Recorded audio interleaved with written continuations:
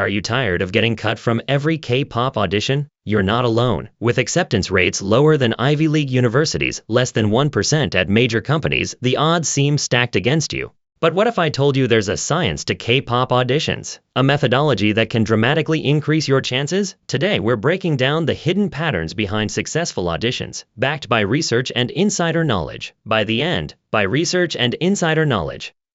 of this video, you'll understand exactly what companies are looking for and how to strategically prepare to stand out from thousands of other applicants. To beat the system, you first need to understand it. The modern K-pop trainee system was pioneered in the 1990s by Lee Soo-man of SM Entertainment, inspired by American pop acts but refined into something uniquely Korean, a comprehensive development pipeline that transforms raw talent into polished performers.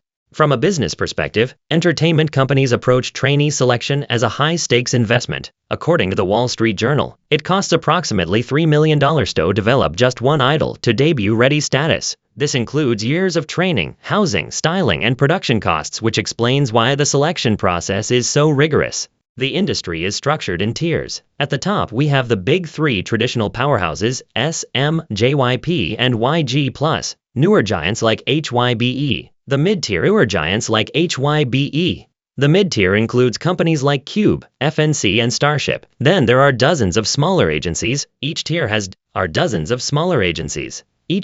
different selection criteria and development approaches. Understanding this structure is crucial because it affects what companies look for. Larger companies can afford to invest in long-term potential, while smaller agencies often need trainees who are closer to debut ready. This means your audition strategy should vary depending on where you're applying. Most K-pop auditions follow a similar multi-stage process, though the specifics vary by company. Let's break down what typically happens behind those closed doors. Stage 1 is the initial application screening. Companies review your photos and videos to assess basic potential. Contrary to popular belief, this stage isn't just about looks. They're looking for a combination of visual potential, basic skill level, and that indefinable star quality that makes evaluators want to see more. If you pass the first cut, you'll typically be invited to an in-person audition. Here, you'll perform prepared pieces and often be asked to demonstrate skills on the spot. This is where many applicants falter. They prepare only for their showcase piece, but aren't ready for impromptu challenges like dancing to an unfamiliar song or singing in a different style. The third stage, for those who make it, often involves more comprehensive evaluation, group activities, interviews, and extended performances. Companies are assessing not just your skills but your personality, trainability, and how you might fit with their existing or planned groups. They're looking for both stars and team players. The reality is stark. At major companies, only about 10 out of 1,000 applicants make it past the first screening. Of those, perhaps 1-2 will ultimately be offered trainee contracts. But understanding the process gives you power to prepare strategically for each stage rather than hoping for luck. When we evaluate auditions, we're looking for potential, not perfection. Someone who shows exceptional talent in one area is often more valuable than someone who's average at everything. This brings us to a crucial debate: specialist versus generalist. Research into successful auditions shows a clear pattern. Companies prefer trainees with one standout skill rather than those who are merely adequate across all areas. Your specialty becomes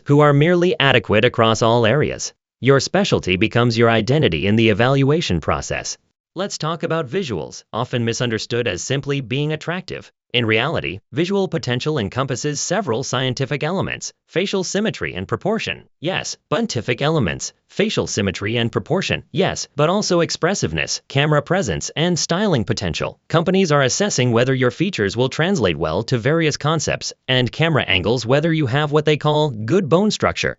Equally important are psychological factors. Companies invest heavily in training, so they need trainees who demonstrate high trainability, the ability to absorb feedback, improve